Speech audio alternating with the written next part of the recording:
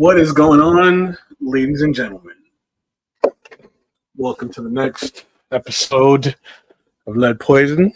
Excuse me, I've been battling a little bit of a chest cold over the past few days. But we out here. We're pumping, right? Episode 10 of the Lead Poison live stream. Chris Borman's in the building. Good evening, sir. Welcome.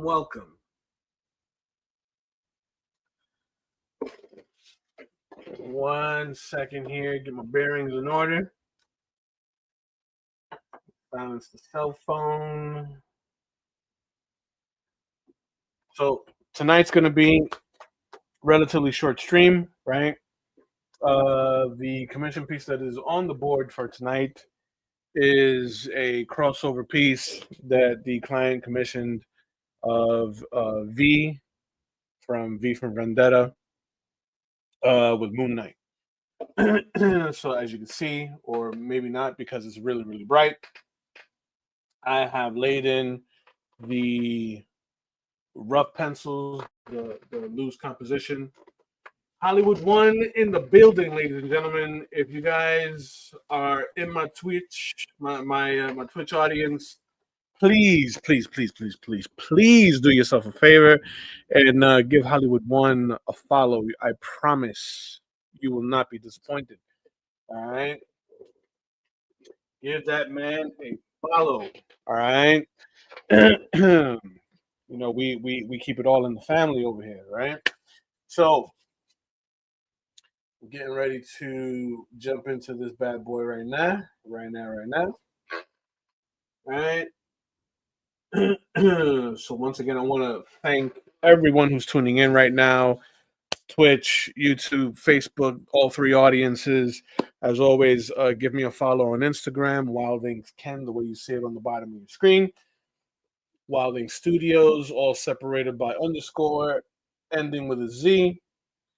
Share this out. Sub to the channel. Like, subscribe, depending on where you are. You know, I'm doing all the things right now. I'm doing all type of things right now. All right. So, as I previously mentioned, tonight on episode 10, we're doing V for Vendetta. That's kind of a tongue twister, isn't it? Right? Crossover with Moon Knight. So rough pencils are already locked in. We're gonna jump into the clean pencils and then drop in some ink. All right. So this will be a straight one and done that we can knock out in one episode. All right. So let's jump right into it. Now, I wanted to keep this relatively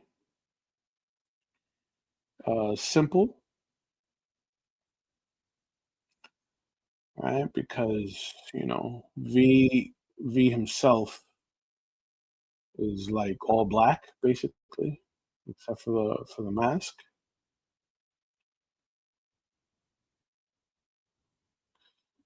And you know, Moon Knight's like polar opposite. He's all white. The way I have this like sort of set up, I wanted to get sort of like the street lights like shining upward on this piece. Got a weird tilt of my camera. So bear with me, guys.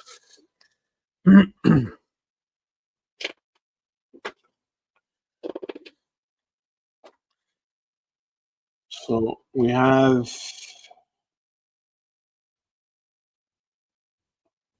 just a bit of the hand here. I thought it would be cool to illustrate him holding a rose, right? Since that was like his thing in the movies and in the comic, right? And the rose petals kind of like drifting off with the wind.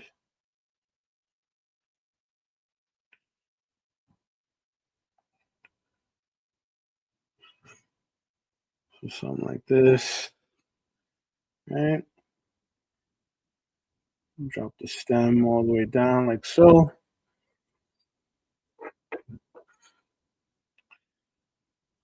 I appreciate everybody tuning in tonight. We do this every Monday, 7 p.m. Eastern Standard Time. Right? Now, really quick, I want to address something new that I'm doing on Saturdays with my comrade in arms, Will Playden, on Back to the Drawing Board. This weekend, as a matter of fact, this Saturday, we're gonna get into some sketch cards. So if you follow my Instagram, I'm going to be putting out a poll to the audience to see what it is that we draw.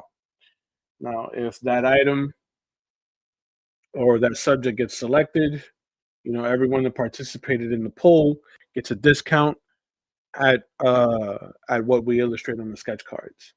So make sure you follow my Instagram to take advantage of the discount.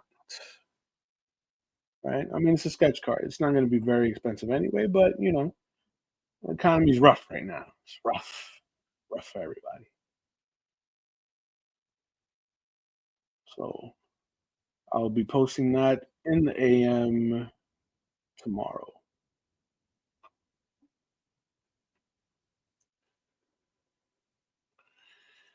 Now here is where things get a little delicate, right? Because I want to get the features of the iconic mask, right? And the smile right here. And then we get the mustache, iconic mustache right there.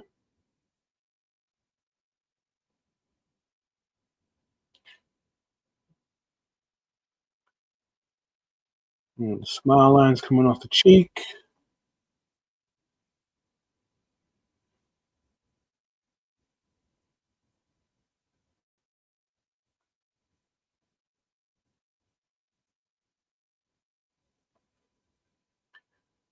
And we get that a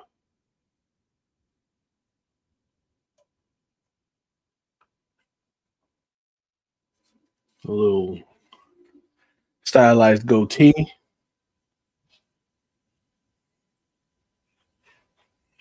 Feathering in the hair a little bit.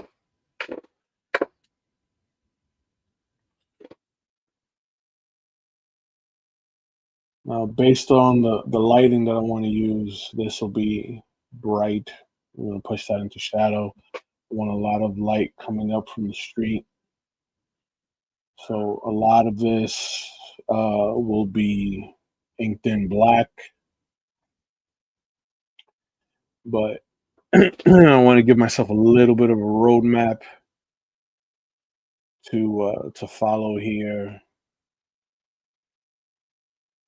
when I start brushing in the ink. So for all of the first time viewers here on Lead Poison, I like to go through a full drawing in one stream. Most of what I do on Lead Poison are commissioned pieces. So if you are interested in commissioning some artwork to be featured on a upcoming episode of Lead Poison, feel free to drop me a DM, shoot me an email, right? And we'll chop it up. We'll get you set up real nice.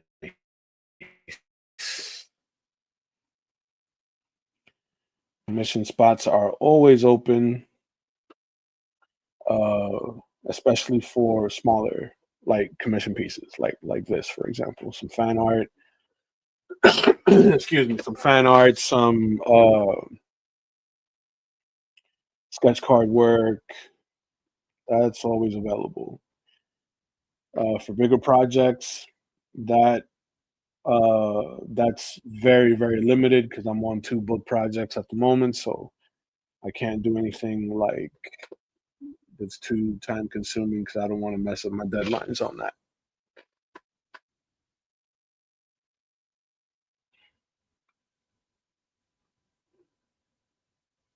Yeah, this is gonna be inclines with a bit of the gray wash. Gonna be the inclines a little with a bit of the gray wash. So that's why I'm trying to like render in my final pencils as quickly as possible. And I'm not gonna be like super detailed, right? Because a lot of it is gonna be communicated through my shadows and highlights.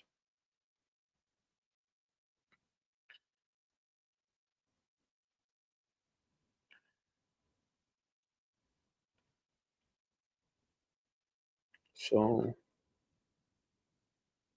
I want to get in at least a pretty decent render of what I want to do detail wise, so that I can kind of coast through my line art.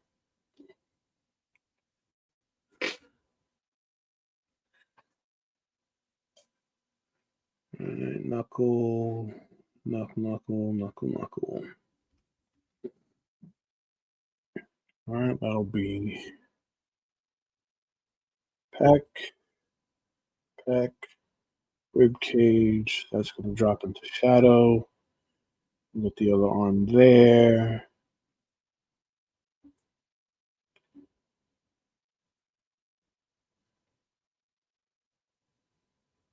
So it's so you guys get a very general idea of what I'm doing here, and pull some of this light out so you can see that a bit better.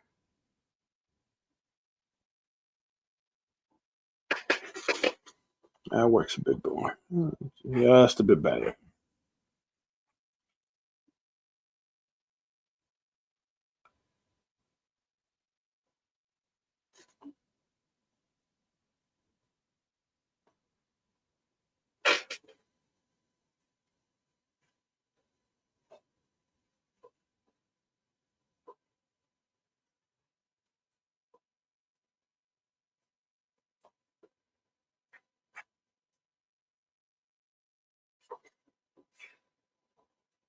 Get that knee.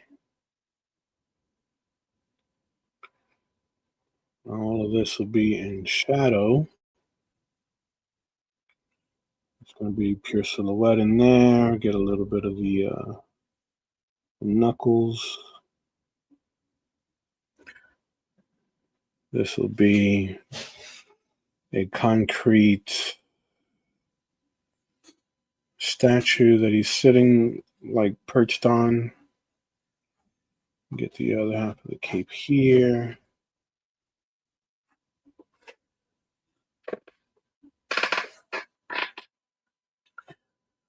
That's better, Chris. Yeah, typically when I work and I'm not streaming, I don't I don't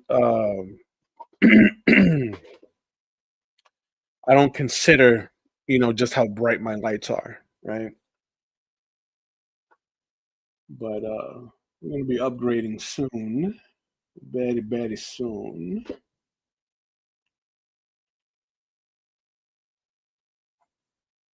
Gonna be upgrading quite a bit very soon.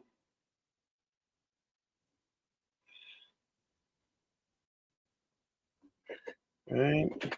This part of the cape is gonna catch a bit of light. A little bit in here too. All right.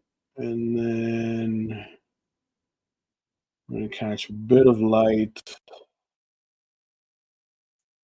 along this arm.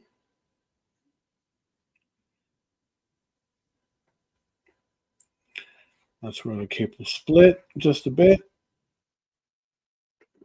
Boom. Let's eyeball this just a little. I'm gonna hatch in there. All this is gonna be silhouette. We're gonna hatch in here.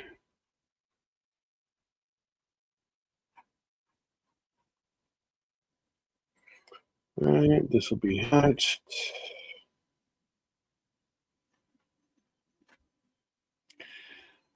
We'll get a bit of hatching in there for the shape language around the shoulder.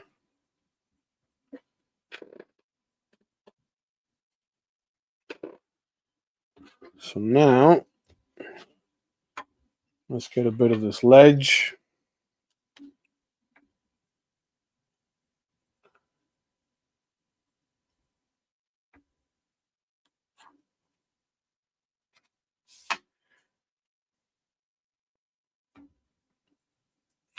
Very simple sort of ledge here.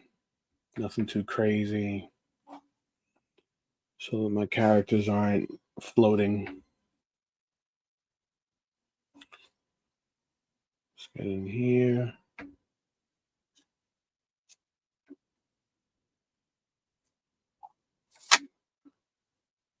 Break up some chips in here.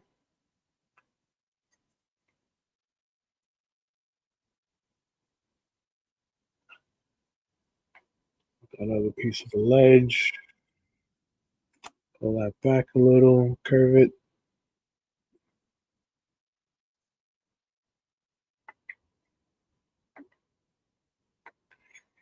My goal is to knock this out in at least the 2 hour mark.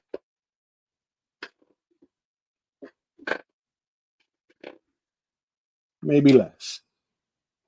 Well, that's not less, but at least the 2 hour mark.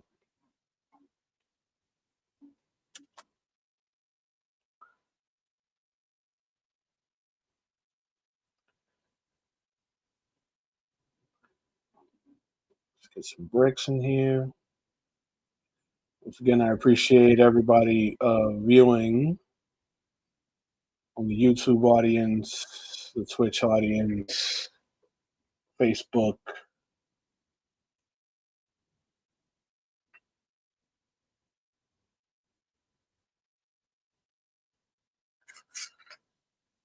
All right.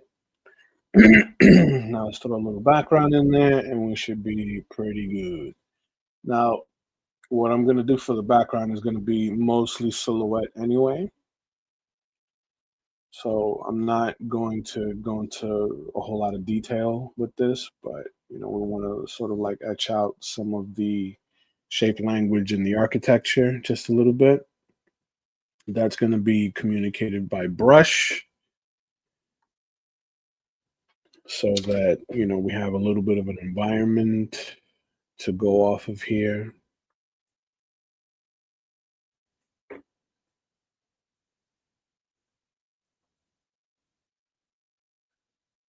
All right. All right, we're ready for some ink. Get this dip pen ready to go.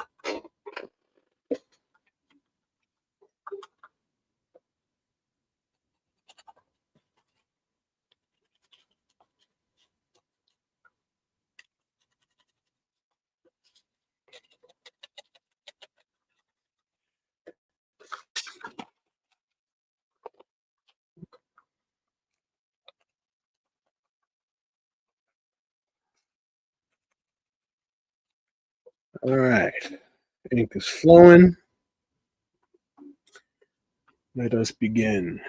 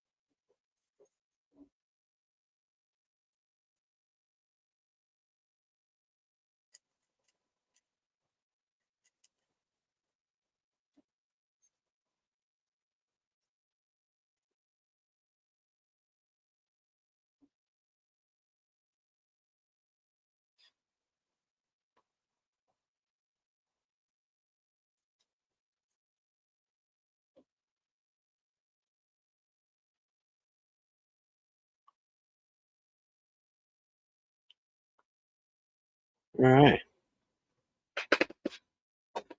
So far, so good.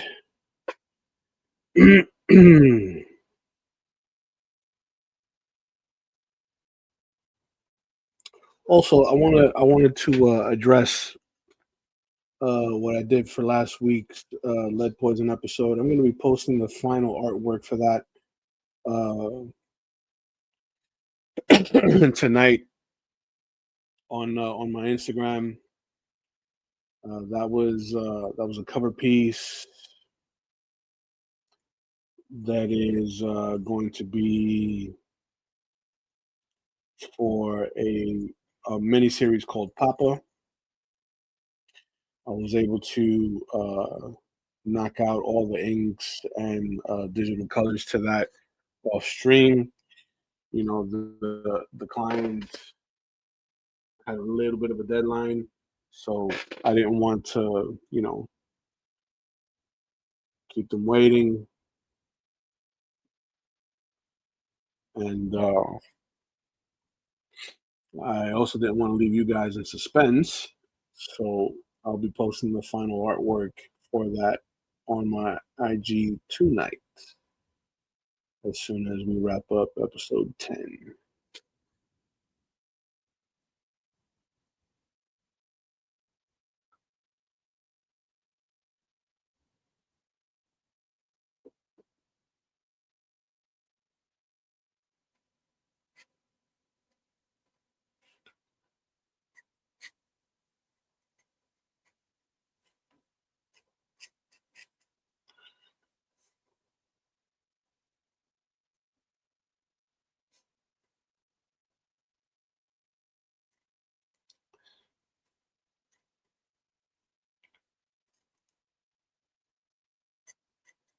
Bear with me, guys. I know I got a few pregnant pauses.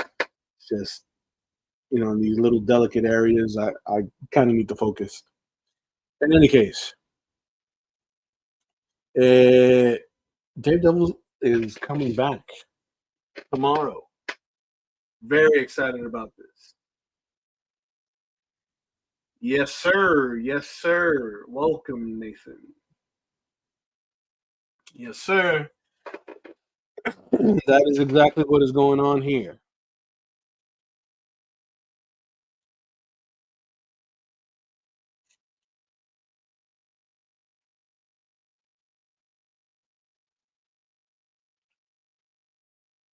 So, like I was saying, Daredevil's coming back tomorrow. I spent most of the weekend kind of getting refreshed with how season 3 ended, and what were some of the highlights of that Netflix era. And I gotta say, series, man, that series still holds up quite a bit. And dare I say, it is probably the best uh, superhero, uh, I guess, like series. Either could that be said? Series in media. I mean, that's arguable because we've had some pretty good movies, right? But I'll just say series. Like Daredevil was easily, in my opinion, best best superhero series. You know, and I guess in like the modern age of superhero media, in like today's like popular culture.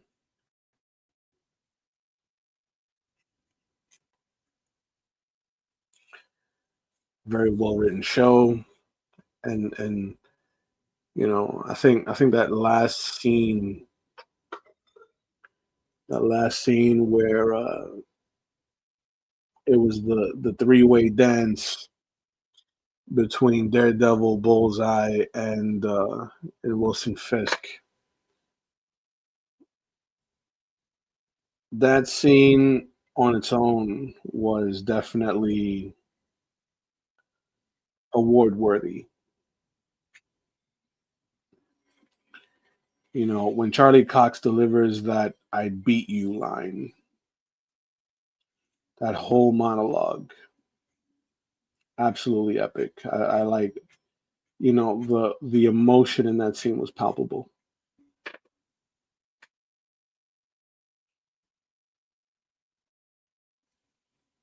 And the line that Kingpin delivers in that scene, where he says that I'll never stop hunting like Karen Page or Foggy Nelson. I'll tell the world your secret. You know, just that whole exchange in that last scene, dude. Like, man, that's what it's all about right there.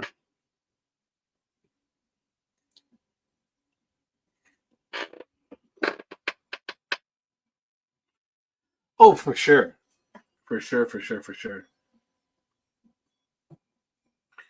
Easily top three. Easily top three for sure. No, definitely.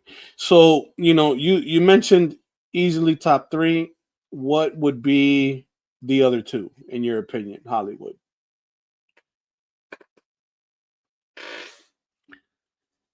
In series, like superhero series media.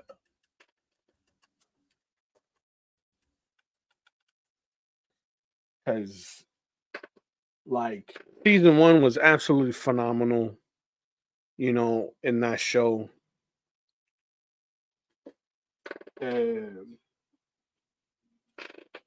the the hallway scene when he was out rescuing the little boy from the Russians, to me, stand out. That one scene is an absolute standout for me. Let me grab my distilled water here. My ink is running a little thick. Let me want to dilute that down just a tad so it flows a little better. Yes, can't wait for Daredevil 2. It was the best of the Netflix shows to come out, but I'd say for for a single season, Jessica Jones was right up there. I agree. I agree. I think Jessica Jones had some charm to it. You know, I think that when a show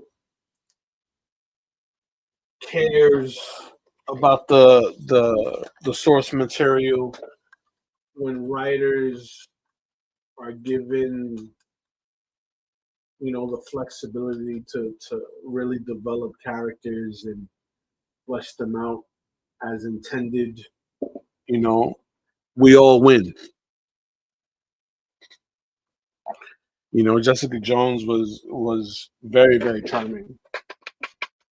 She Hulk was painful to watch. I was sorry to see Daredevil tainted by that. 100%, 100%. Daredevil shouldn't have been in that show whatsoever. And I think that the Daredevil episode arguably is probably the best episode because of Daredevil.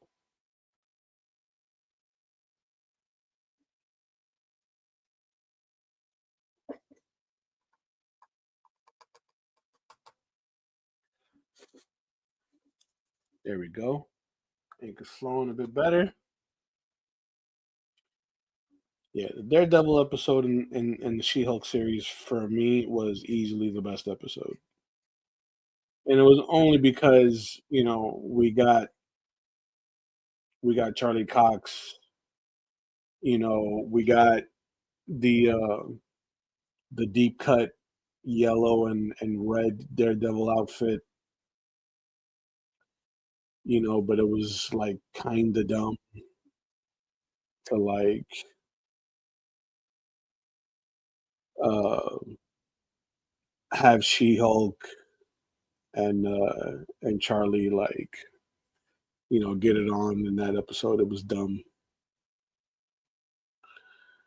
I feel like I to this day I still feel that She-Hulk was missed potential, right? Because it could have been so much better. Like Hawkeye wasn't as gritty as Daredevil, but I truly enjoyed it. No, I enjoyed Hawkeye too. High key, like I did enjoy Hawkeye.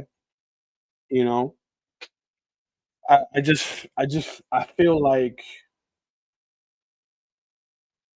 feel like they did Hawkeye kind of dirty in that series, just off the strength of like Hawkeye. Sure, he'd been through some things, but like I feel like he could have been a little more of a badass in his own series.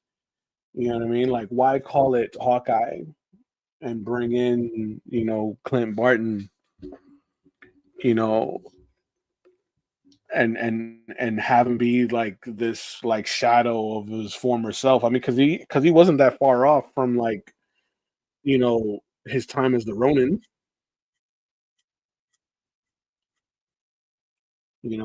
And sure, like you can argue that the family life kind of softened him up a little bit.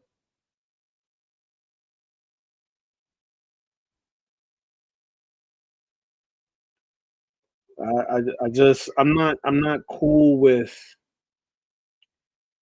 building up characters just to kind of break them in order to build up someone else. That was the one issue that I had with Hawkeye. Like I got nothing against the girl. I forgot her name, but I got nothing against her. And she's a decent character in the comics, but I just wasn't on board with like kind of crapping on Clint Barton just to kind of put more shine on her.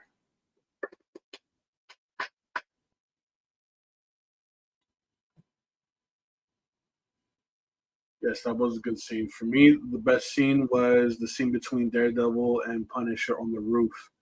That was taken straight from the yes. Oh, 100%, 100%. Where they were arguing the no kill rule, right?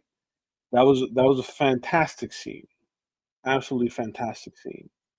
And it's like that's where Frank realizes, you know what I'm saying, that like his methods might be a little too extreme, but like it puts an end cap on the villains and their activities. And I saw, just based off of that scene, like bringing that up, I saw this YouTube video over the weekend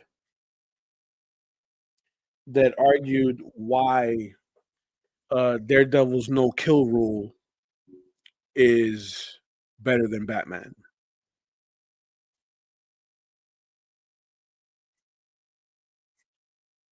right? And the root behind Daredevil's no kill rule, it being rooted in his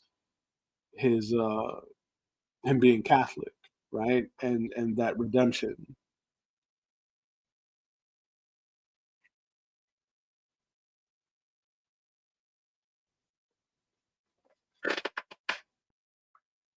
Did it justice and the emotion needed to be delivered to make that iconic comic sequences so real. I agree. I agree. That was a great scene. The bottom of the list was Echo, Defenders, Cloak and Dagger. Well, I'll be the first to admit I didn't watch Echo. Um, I think that the character is much more interesting in the comics than what showed me on Disney Plus. Cloak and Dagger looked interesting, but I didn't watch it either. I don't know too much about Cloak and Dagger. And the little bit that I did find out just to kind of get familiar with the IP, it didn't. I don't know. It didn't. It didn't tickle my pickle. It didn't float my boat. You know what I'm saying? Like it just didn't do it for me. Defenders was decent, in my opinion. Defenders was decent. You know, I, I would have preferred if Defenders wasn't so intertwined with uh the Daredevil show. You know what I'm saying? Like if it were presented to me as its own sort of thing, its own plot that didn't have to tie back to uh and then like sort of like that go between uh the new season of season 2 and season 3 of Daredevil, I think I would have enjoyed it a little more. Like if it were more of a standalone thing, you know.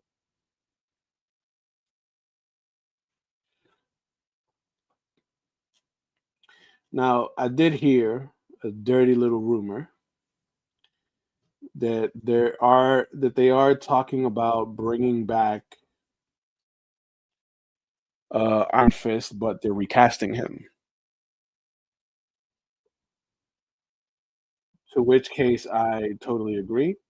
If it is a real rumor, I totally think that they should recast him. I mean, he's a decent actor, but he didn't he wasn't believable as Iron Fist for me. You know, I think what one of the things that worked against him was the fact that production on Iron Fist was so rushed. So a lot of the fighting like felt really really lackluster. You know, so I think if they recast him, they're most likely going to recast him uh, to the current Iron Fist. Instead of it being Danny Rand, it's going to be the actual Asian kid that's the current Iron Fist in the comics right now, which I'm totally on board for, honestly.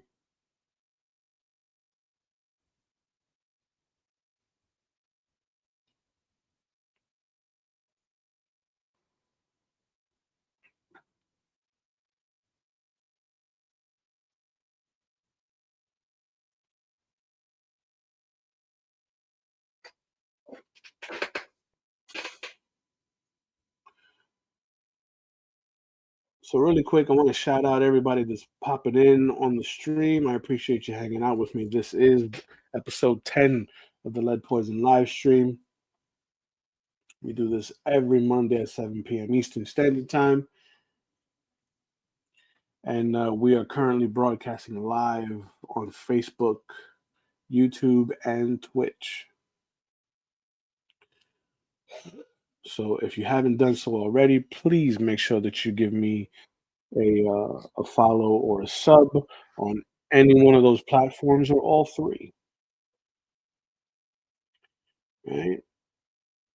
And on Lead Poison, I like to go through the full process of a commission.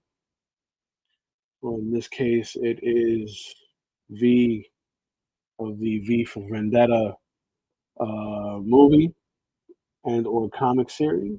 Or, yeah, comic series, right? Because that was a series from Alan Moore for a little bit.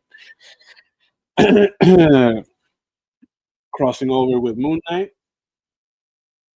This is going to be a black and white piece. So just laying in my line art, right, and prepping the artwork for the inked, the brushed ink portion.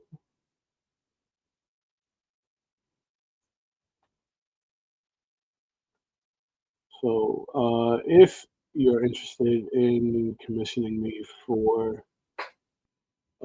some fan art and you would like it featured on an episode of Lead Poison, give me a shout. Give me a on my Instagram. Shoot me a DM. My IG handle is on the bottom of the screen there. Wildings Ken. And tonight I will be posting the finished artwork for the piece I started last week, which is a variant cover to a miniseries called Papa. That's going to be coming to Kickstarter very, very soon. Published by Phobo Entertainment.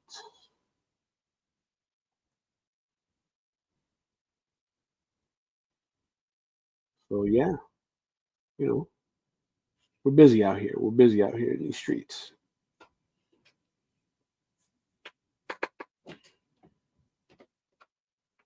These curves are always tricky. I'm working with a dip pen.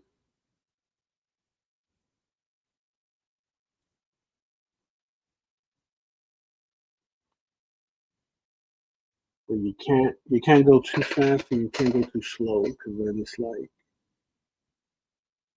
the curve will come out a bit wobbled.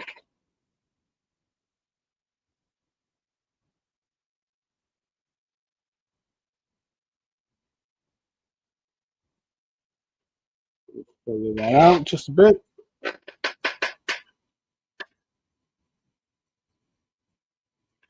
I watched the first season of Cloak and Dagger, but there wasn't enough interest to watch season two. Iron Fist was lacking in quality writing, and I was so tired of hearing the old Asian lady saying Danny Rand 1,000 times. I agree. I agree.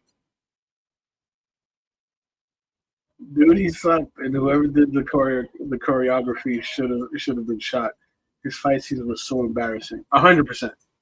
100%. 100%. The lack in preparation was evident. Like we were able to see that, in the final product. Because I don't think the guy's a bad actor. I think the guy's a decent actor. Um, and I know that with enough preparation, with enough training, right? Someone who isn't, a traditional or yeah, like a someone who isn't a traditional martial artist or is even known for using martial arts in any one of their projects, can be very, very convincing. I mean, look at Keanu Reeves. He trained for I think a little over a year doing the Matrix. You know, look at what he's done with John Wick. He picked up some gunplay. He picked up some Brazilian jiu-jitsu. You know what I mean? So it is possible, but with enough time. You know, I don't think they gave the actor a fair shake in that regard. You know, the writing for sure left a lot to be desired. And I think that if the writing were a little better, it would have been a great way to bring light into that mythos of the Iron Fist. Because like not too many people are up on Iron Fist like that.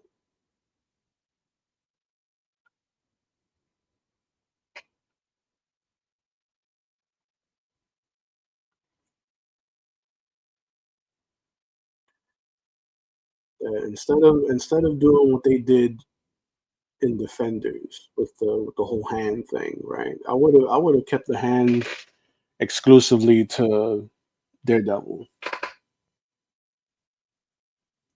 right? In Iron Fist, I don't know, man. Like again, I feel like there's the whole crossover appeal. I get it. It worked in the movie theaters. They did it with Phase One, and building up these characters and having them cross over and such, and it was successful. It was. I think Defenders should have been its own thing, you know, to where they become aware of one another to defeat a common foe, and you know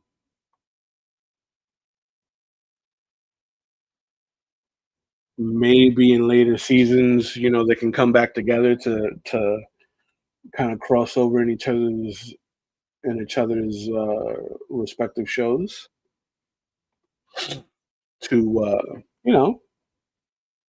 little guest spots, right? Like little team ups, but not having like I don't know. I think it just rubbed me the wrong way that now you got to watch Defenders so that you get context as to what happens to Daredevil like at the beginning of three.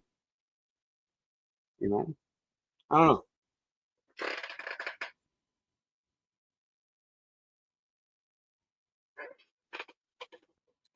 I don't know. Hopefully, they move in a better direction, moving like for what they want to do on Disney Plus. I am very very happy that John Bernthal is back as Punisher. Right now, based on the rumors, they're keeping the original feel of the Netflix show for Daredevil. So we'll see. We'll see. I hope they don't Disneyfy it too much because then it would just kill the soul of what made that show so great.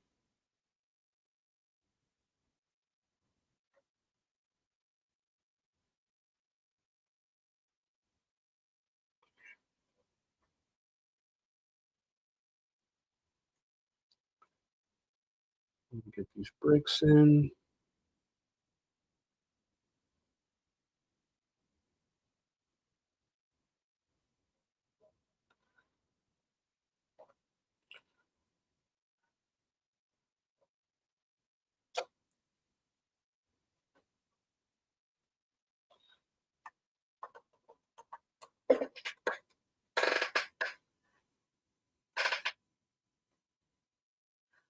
I don't know if that did better in Heroes. I agree. I agree. You know what I'm saying? Like that that in itself has a really good like villain of the week sort of formula that they could have capitalized on. You know that granted, Luke Cage, the standalone series, Iron Fist, you know, Jessica Jones was pretty decent, but Luke Cage was good. I think the most bottom tier out of all those shows was Iron Fist, right? Um, and I think that they could have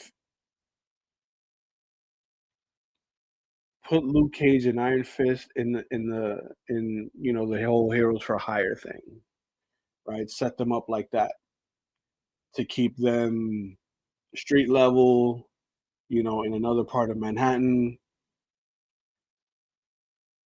and every so often crossover with, Jessica Jones and Daredevil.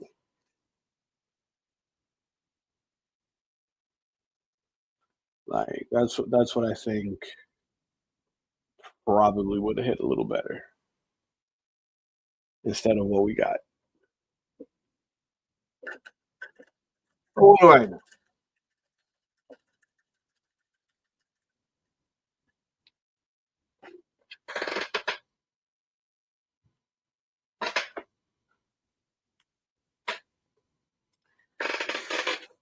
Look, honestly, I was happy too. I was happy too. I mean, I think they kind of did him a little dirty in Hawkeye. You know what I mean? 'Cause there's no way, Kate Bishop would be able to throw hands with the Kingpin and win. There's no way. That wasn't believable to me. You know what I'm saying? Like that's my biggest pet peeve with that. Because there's no way. There's no way.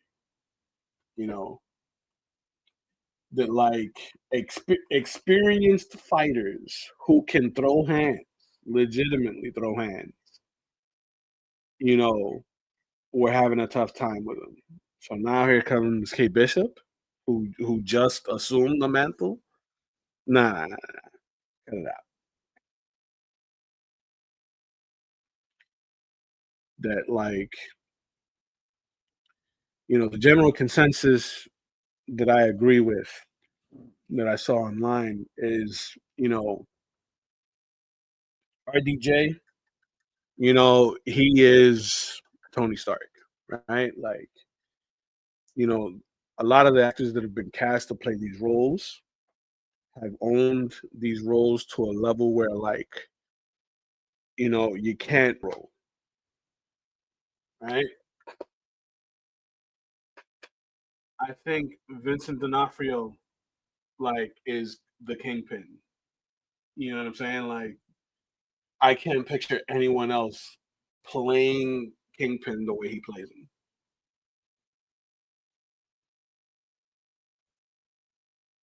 Yeah, yeah,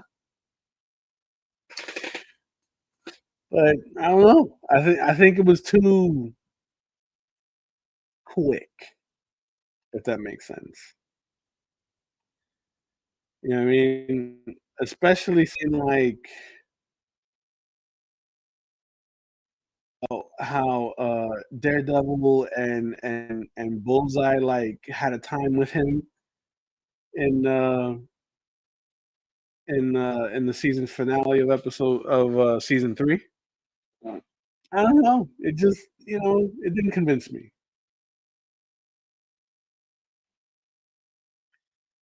I felt like that could have been a bit more brutal. It could have been drawn out a bit more. I don't know. I don't know. I guess, I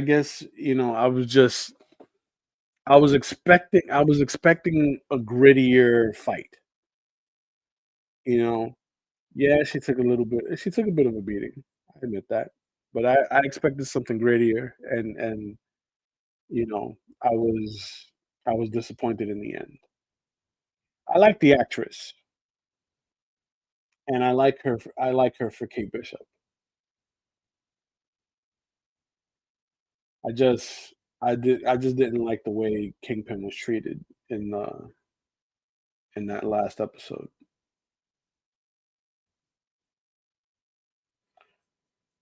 You know what I'm saying? Because looking back at it,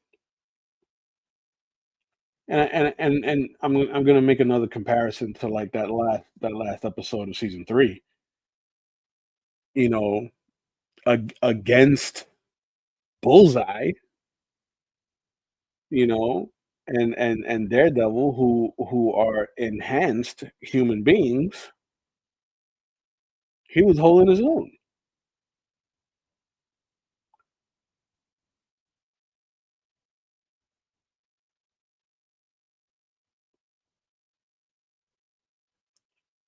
Feather in some of these shadows here. I want to give the impression that, you know, this cape is sort of like bellowing a little bit in an updraft.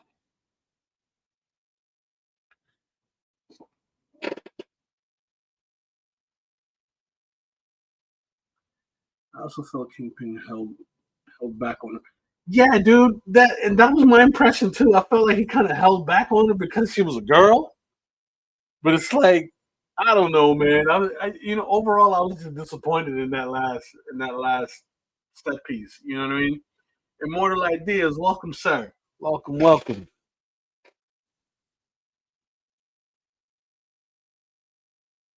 What about a guy like Batista? What do you mean?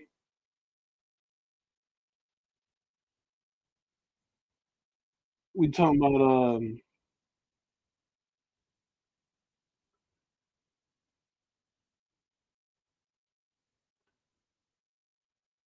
let me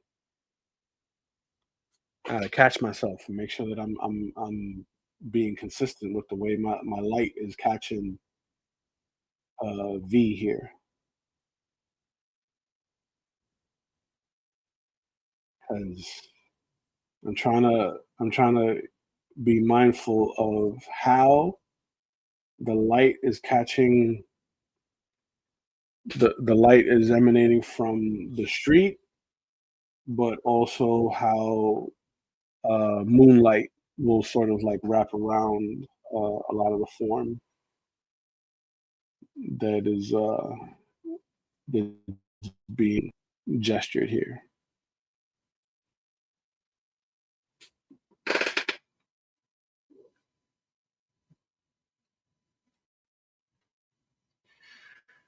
To take over for a kingpin type of guy? No, no, because you know what it is. Because like, all right, so Batista, first of all, Dave Batista is like half the size now. He's like three-quarters of the size. Not even. He's way less. He's like half the size that he used to be. Right? He's like built like a. I don't know. I don't know. There's something going on with Dave. He's way too small now. But like, the argument could be made for like Michael Clark Duncan when in the Ben Affleck Daredevil, right? Like somebody like that, cool. Like that's believable. You know, now could she go up against a Dave Batista now in his at his current weight? Absolutely, absolutely, and win, and I believe it. You know what I'm saying? Like I could absolutely see that happening now.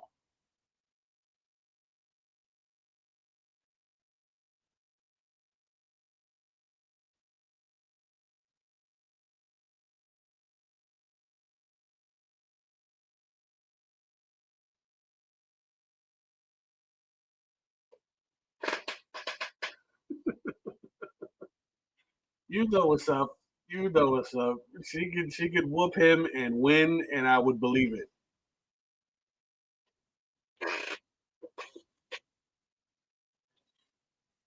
because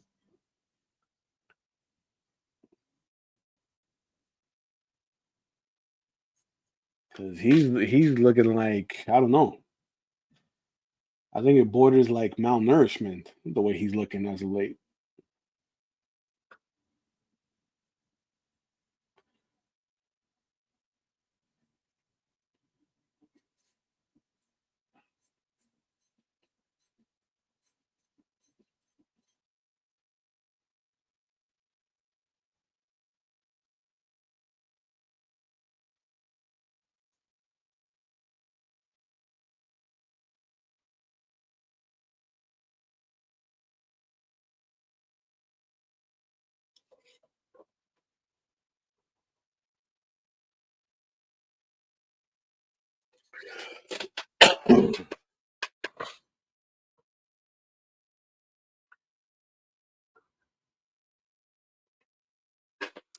Nah, man, Duncan. Look, high key, I liked him as Kingpin. I liked him as Kingpin. Because because I think he was a good depiction of like the imposing aspect of Kingpin, right, from the comics, right? Like that size, that stoicism, like that, you know what I mean? That stoic, uh, like quality of what Kingpin is in the comics, right? The big guy, you know.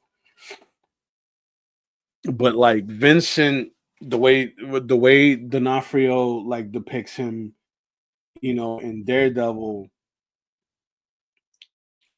I can't. Like you're kind of conflicted. You almost root for him. You know what I'm saying? Like you feel sorry for him at the same time.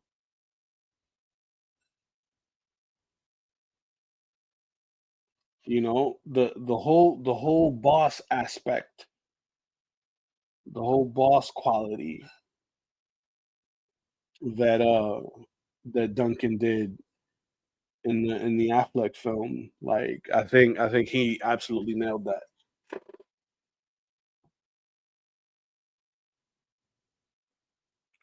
Agreed.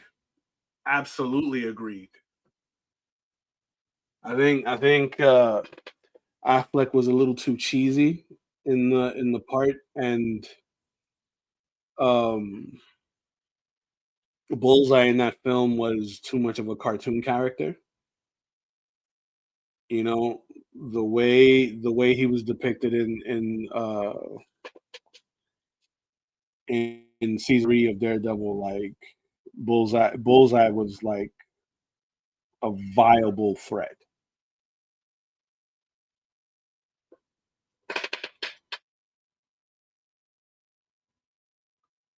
Oh yeah. Oh yeah.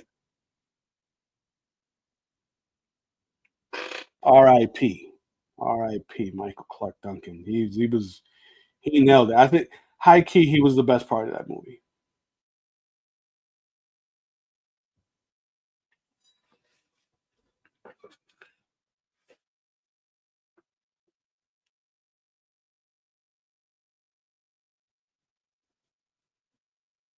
Ah, we're a little past the line there, but that's fine. We'll correct that.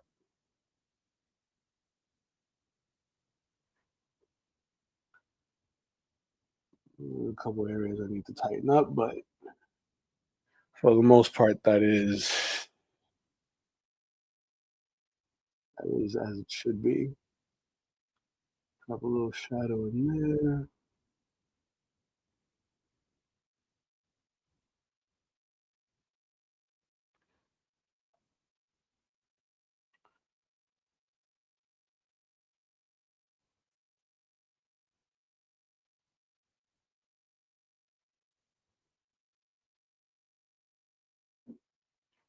There we go.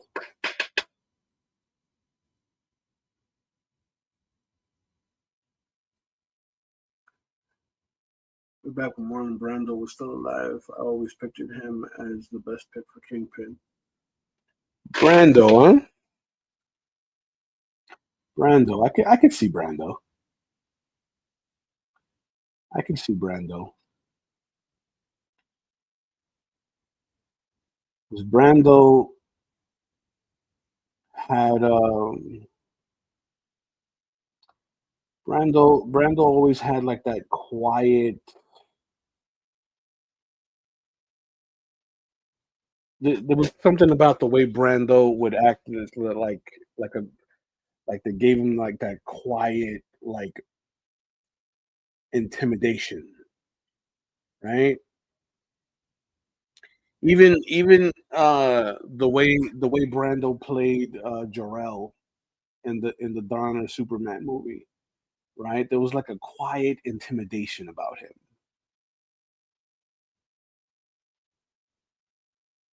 That there was it always felt like the calm before the storm sort of quality.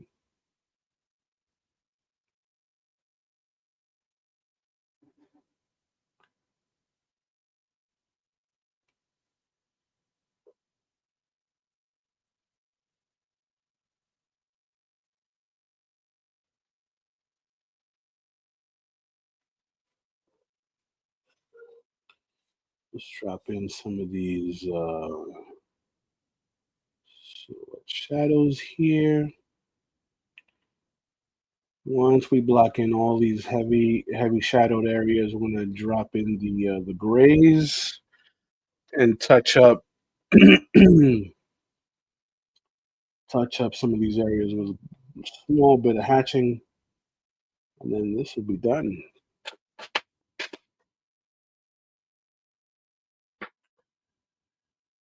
I don't remember any movie that I didn't like MCD in. Armageddon, Green Mile were his best. I agree. I agree. I don't, even when he was even in a lighthearted comedic role, like he was always good at it. I think wasn't he in one of the Get Shorties? I might be wrong in that. I feel like he was in one of those Get Shorty movies.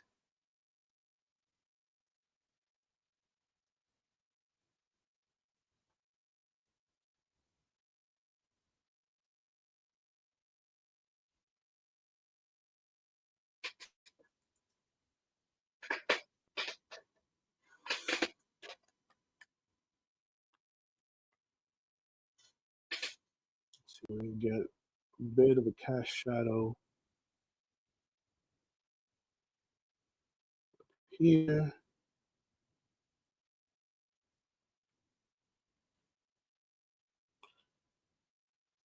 Make that feel a little grainy. Do the same over here.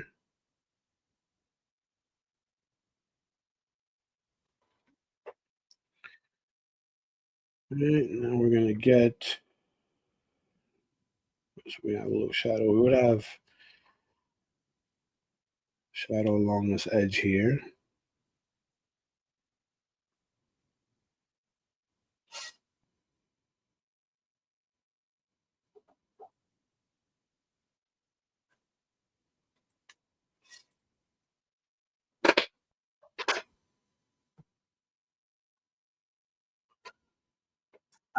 Yep, I remember that.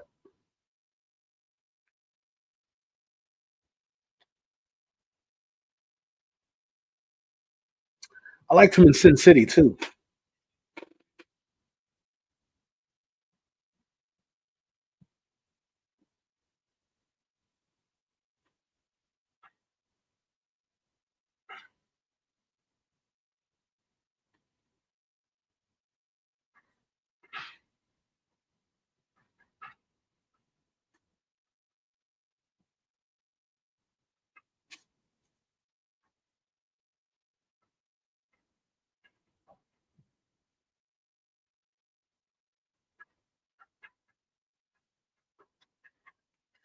I'm gonna be dropping my grays in here real quick. Now I just want to sort of soften the terminal line here on the top of this uh, concrete structure that Moon Knight is on.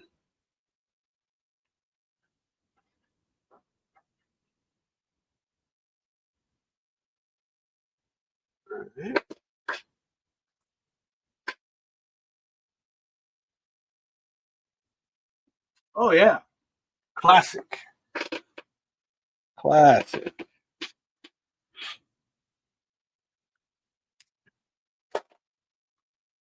Let's give this a quick look.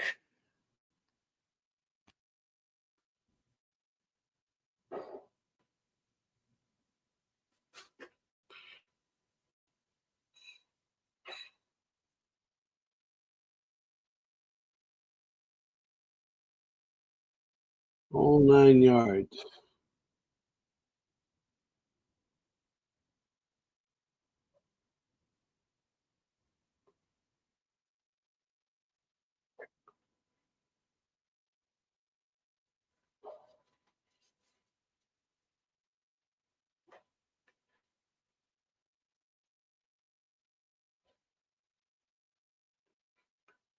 We're going to be jumping into the grays in a bit.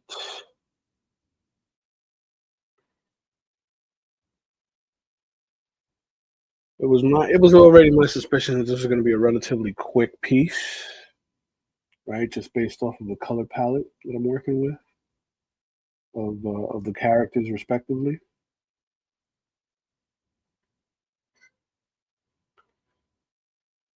And it also helps that, just kind of I already know a composition in mind after the client told me what he wanted.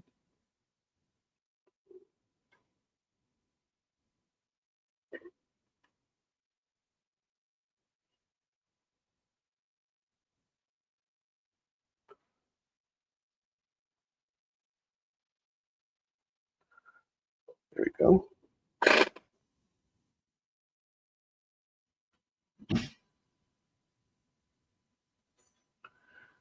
Oh man, you gotta watch that, Chris.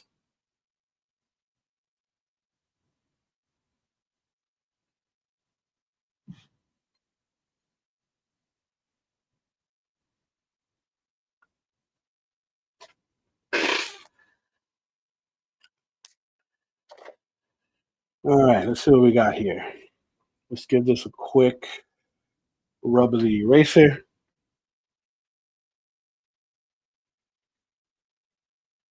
So we're not sealing in some unwanted pebbles.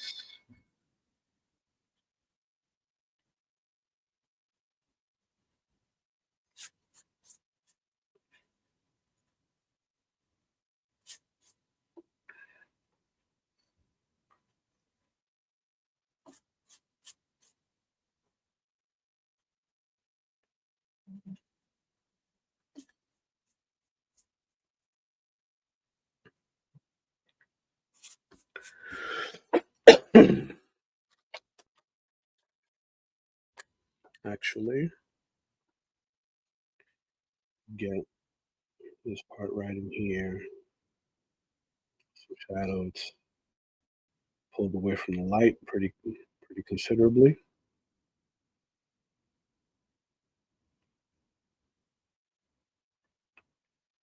Get the curve there in the calf.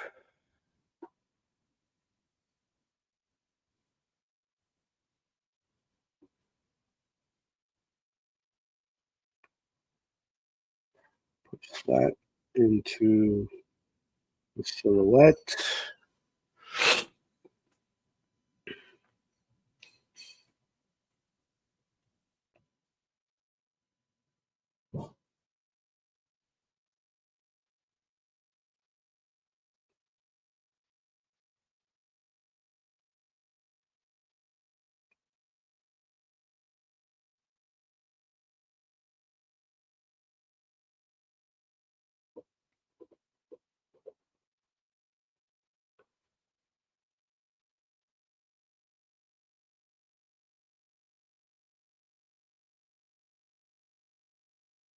Go.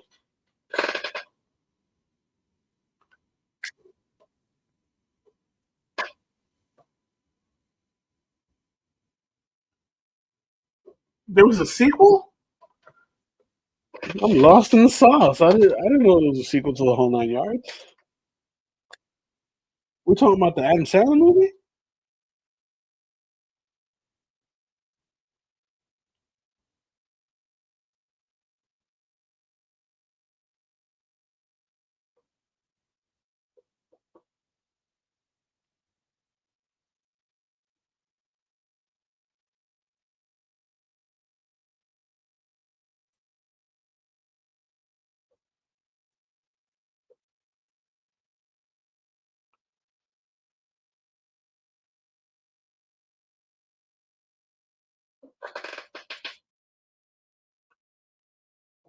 Ah, oh, that's right. That's right. That's right. The Hitman movie.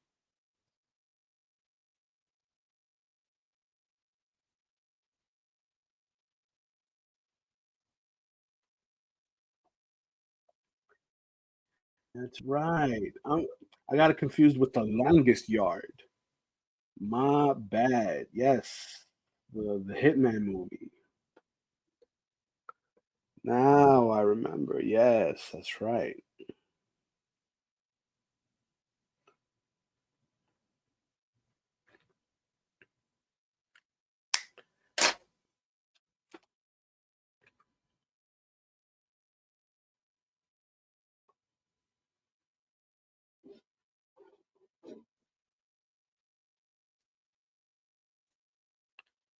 That's right.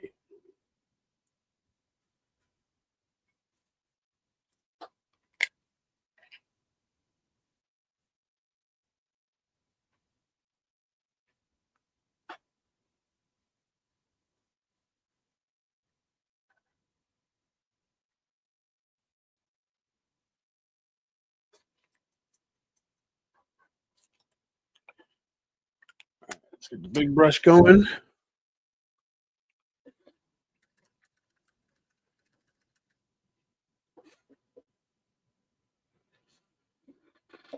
Now, because I want my light source coming from the streets,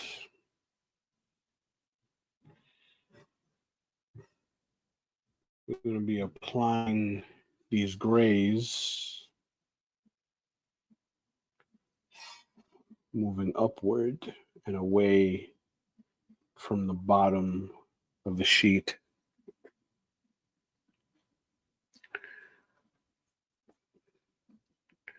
Right, to be consistent with how light is catching the forms that we have on the paper.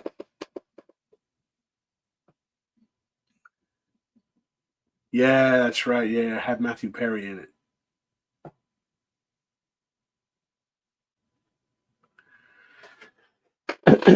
The Runaways. Refresh my memory. Was that the one that was um like loosely based on like the New Mutants?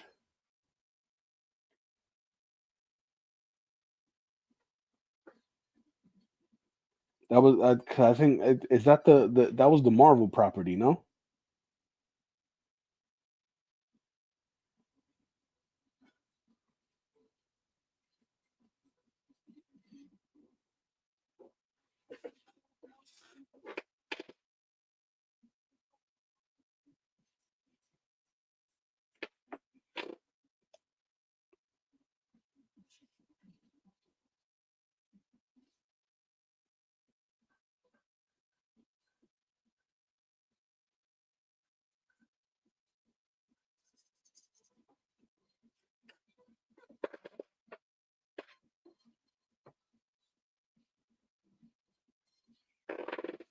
Hmm.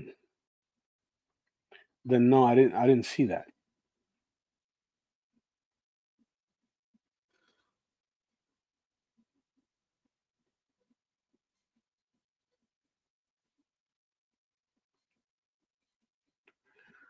Runaways. It sounds familiar. I think I heard about it, but I hadn't like gotten around to seeing it.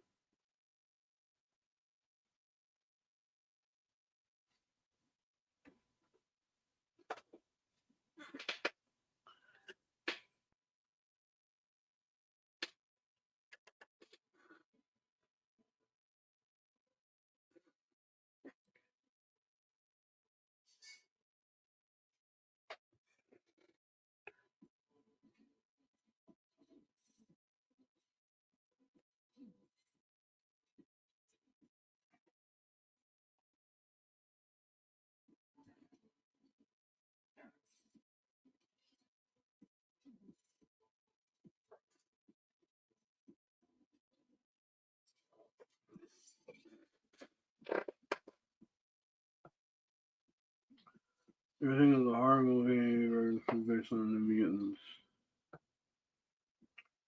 The Game of Thrones girl in it. Yeah, yeah. Oh, it was another bomb. Yeah, another missed opportunity. I'm just saying, missed opportunity for some good stuff. But I think it just didn't know how to treat the IP.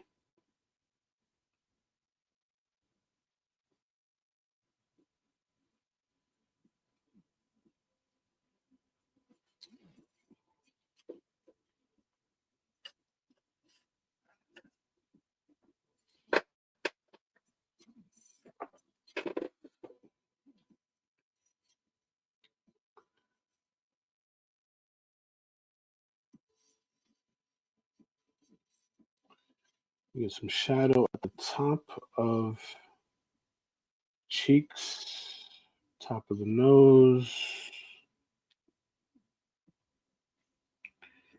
and get some shadow up here, shadow inside the hoodie.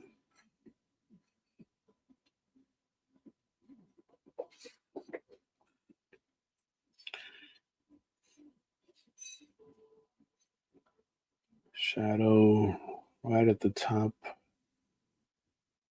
of the forehead of the hoodie.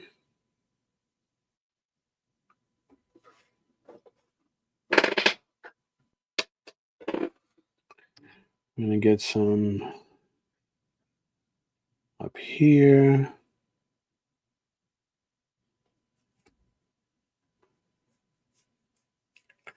A bit right in there. Push it out to the sides.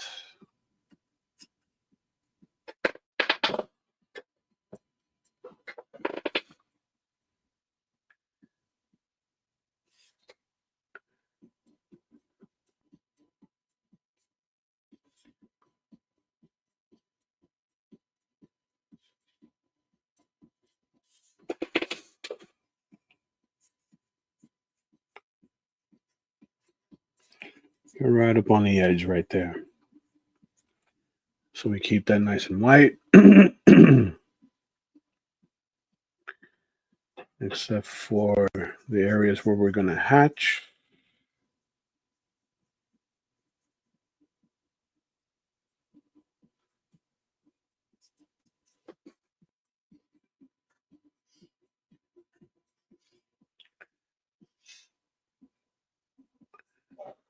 And hatch that in there as well.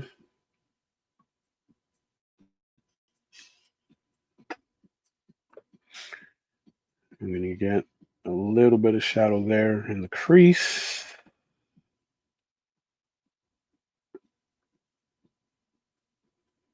Bam.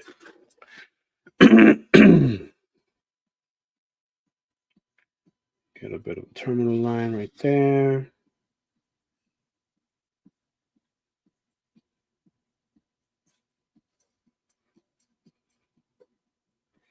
All right.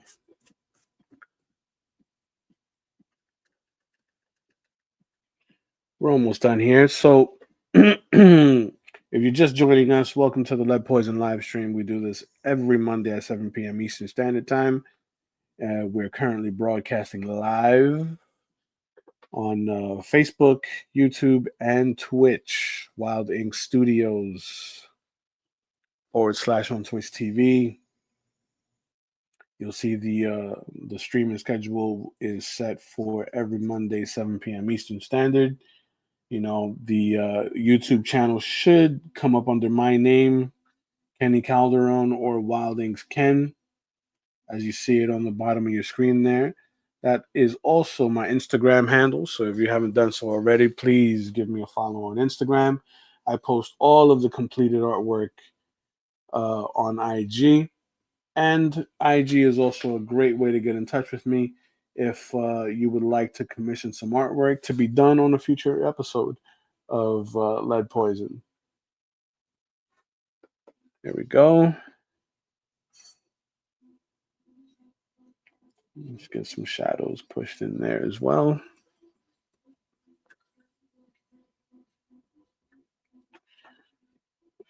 Too much water on the brush.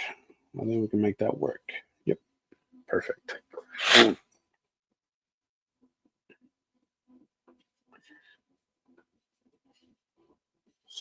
So tonight, episode 10, as you can see here, it is V for Vendetta,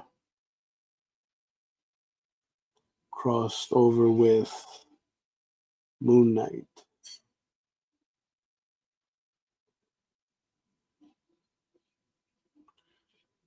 All right, and we are on the final stages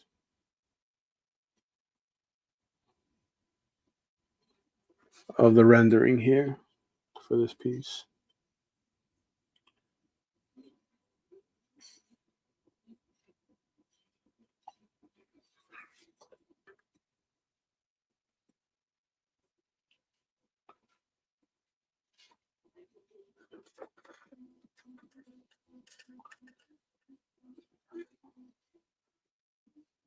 Once again, I want to thank everybody that's tuning in tonight.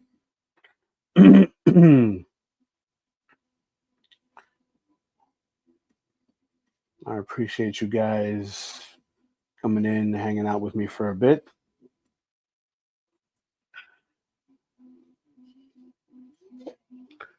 All right, I think that's it. I think that'll do it. We soften that up a bit. Put some shadows into the little coils here in the concrete.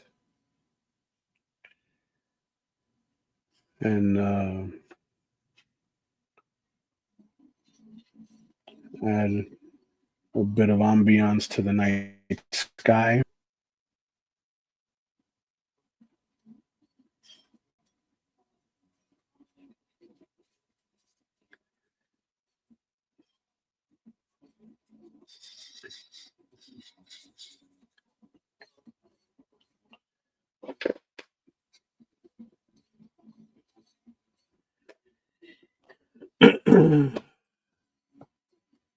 Was V for Vendetta a Vertigo comic? Yes. DC Vertigo, Alan Moore. Fantastic book. Fantastic. I mean, the movie was good too. The movie was good too. But I read the book before I saw the movie. You know, that Alan can be a little wordy, right? He could be a little wordy, but I think it served the IP well, because I know that he wanted to try and set up, the dystopia of the setting, but it was very, very good.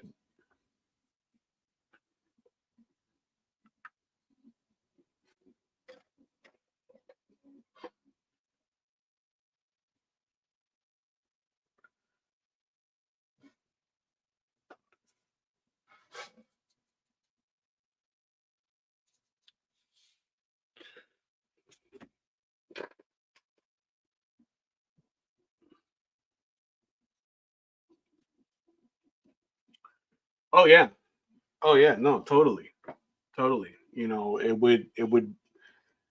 I would have added a lot of oranges, yellows, right? So that it feels like the streets are on fire. Big plumes of smoke in the background. That, absolutely, absolutely. I was just saying that yesterday. Was it yesterday? Day before, on Back to the Drawing Board, my stream on Saturdays with Will. That fire is one of my favorite things to paint. Easily one of my favorite things to paint, because I'm doing a Ghost Rider. I was painting a Ghost Rider on Saturday, and I was just in, like, zoned out, painting the fire coming off the skull. It was so much fun to render. So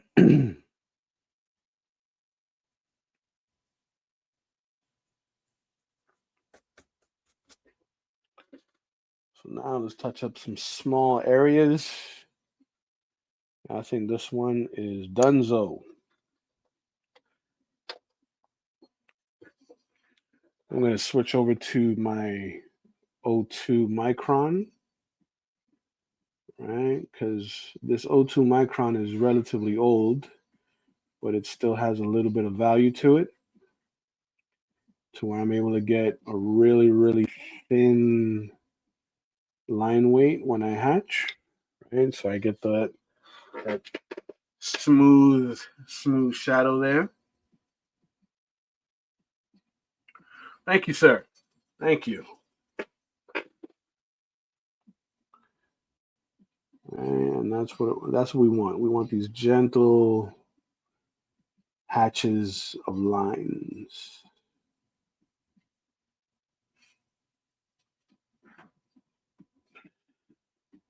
All right. So we're gonna get a bit of it here coming off of the elbow.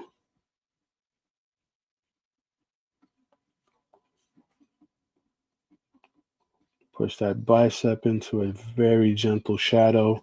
So the purpose of hatching over the grays is to help, add an extra layer of support to that value, right? Because if I were to go a little heavier with the gray wash, I could overwork the paper.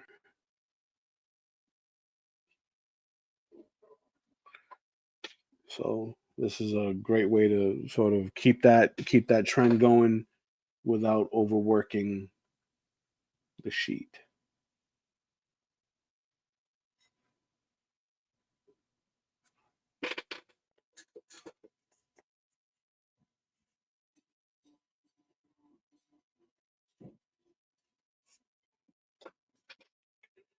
All right, so back here we can hatch away from the light.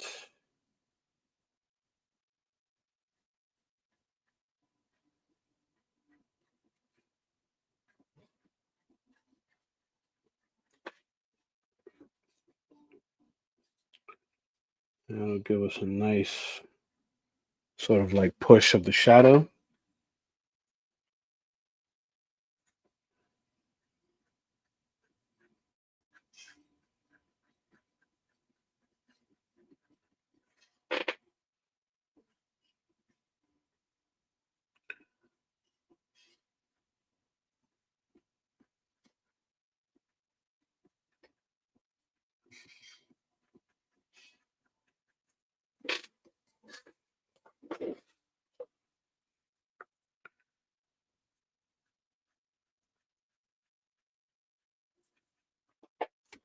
There we go.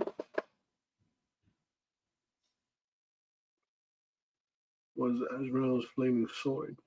Lots of brown tones in the flame.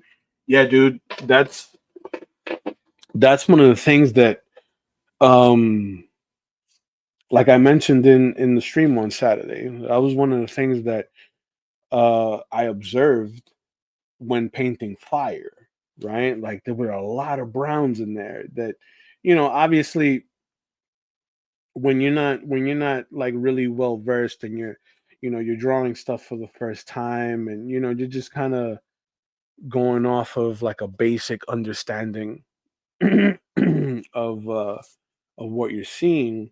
You gravitate to a lot of the what is it, the oranges and the yellows, right, as like your go-to.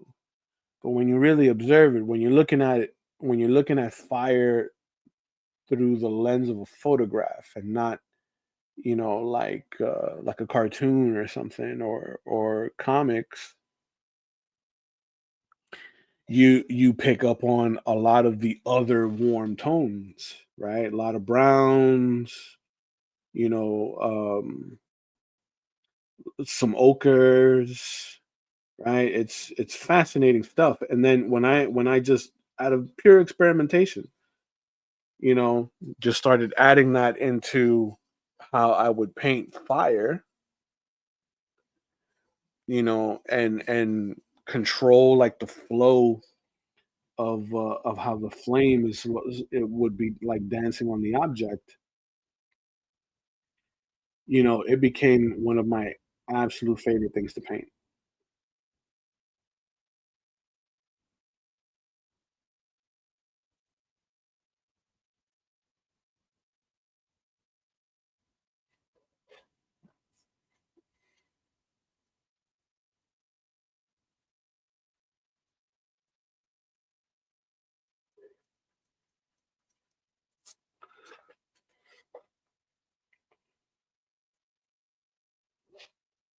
Push the shadow right up on the fingers.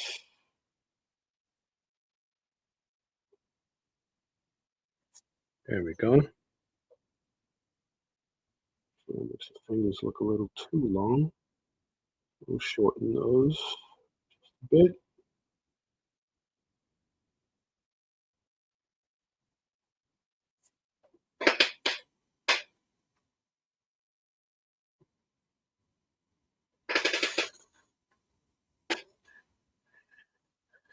We can push a little bit of hatching in there.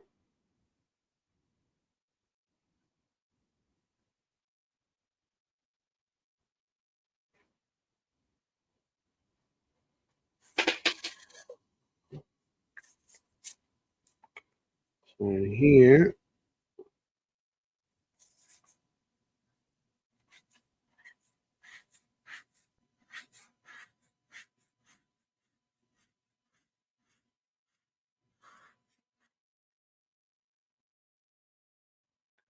and once we get these little areas in the cape in, I think that would officially put this one in the books.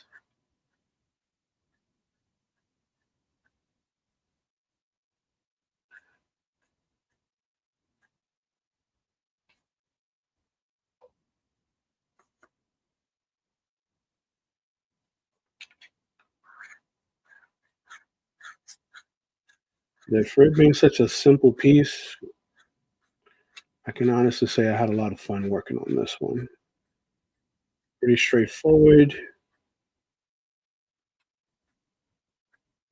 Composition worked out.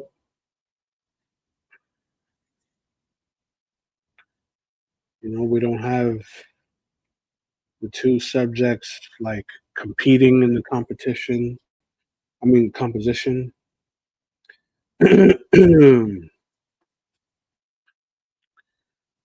It feels pretty balanced, pleasing to the eye, which is my hope for every piece, right? That the client gets it, they're able to look at it and say, okay, that looks good.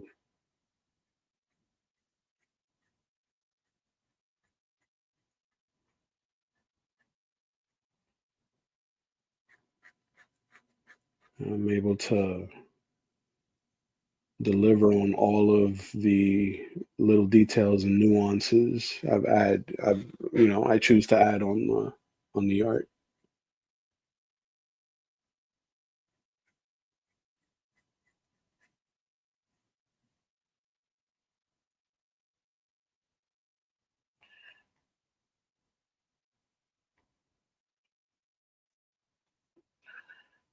All right.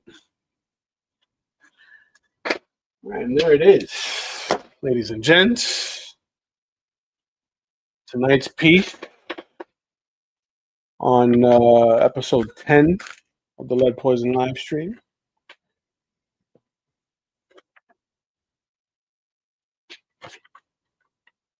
Crossover of V from V for Vendetta and the Moon Knight. Right. There are a couple areas that I can tighten up, but those are just small details. But the general premise is there. Right. So I appreciate you guys hanging out with me tonight. As I mentioned various times throughout the course of the stream, I do this every Monday at 7 p.m. Eastern, right? Streaming live on Facebook, YouTube, and Twitch. So I greatly, greatly appreciate everyone that checked in tonight. I look forward to seeing you guys again. And if you're seeing this for the first time, give me a sub, pull up on me, and turn your alerts on so you know the next time I go live. right? It'll typically be every Monday, 7 p.m. Eastern, but sometimes I do impromptu lives where I'll finish up a drawing that I couldn't knock out in one go on the next day. But yeah, follow me on Instagram, Wildings Ken, the way you see it on the screen at the bottom there. And yeah, enjoy the rest of you guys' week. I'll see you next Monday.